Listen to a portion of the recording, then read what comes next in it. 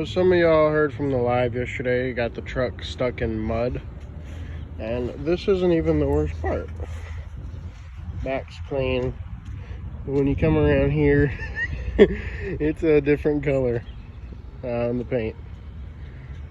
But yeah, I'm gonna tune into a video of it in the mud now. Kind of stuck right now. My bad. Oh boy. A little bit stuck. A little bit stuck on the axle. No biggie. Nothing too big. So yeah, pretty deep mud hole. It actually came up to my knee, I think. But yeah, thank y'all for tuning in, and make sure to like and subscribe to this video, and I'll catch y'all the next one. Peace.